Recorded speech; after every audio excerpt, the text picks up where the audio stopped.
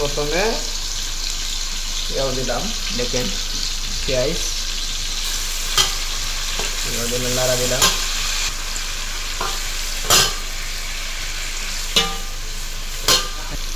এখন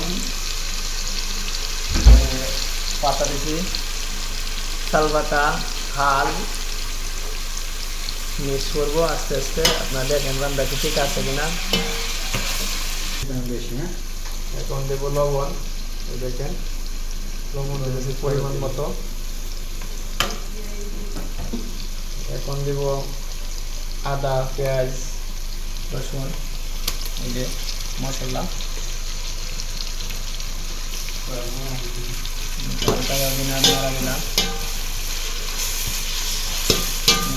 মিক্স করলাম। এখন দেখেন কালারটা কেমন হয়েছে, অনেক সুন্দর একটা কালার আসছে। আমাদের সাথে থাকেন, দেখেন মুরগির মাংস কীভাবে পাকাই, সঠিকভাবে পাকাচ্ছি না বইতেছে না, একটু জানায়। হালকা পরিমাণ মতো একটু পানি দিলাম, একটু নাড়া দিলাম, এবং কালারটা একটু আসে আবার হালকা। সাথে দেখেন এই যে মুরগির মাংস কালার পাচ্ছি সুন্দর করিয়া।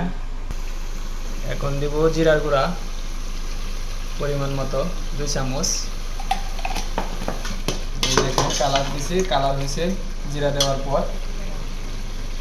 এখন দেব হলুদের গুঁড়া পরিমাণ মতো।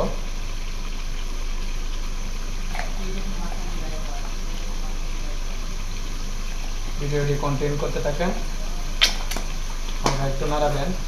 দেব এখন দেব মরিচের গুঁড়া পরিমাণ মতো, আগেই মরিচ দেওয়া হয়েছিল। এখন দেব ধনিয়ার গুঁড়া, কালিয়া জিরা, সরি কালিয়া জিরা দিয়েছি, গোলমরিচ, গোলমরিচ। এখন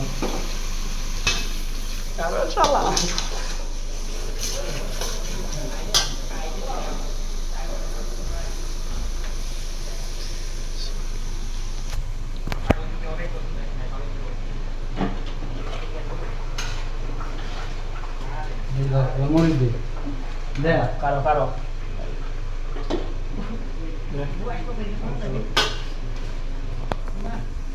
কি দিবি, কারো কারো দুই দিকে ধরে নেবি।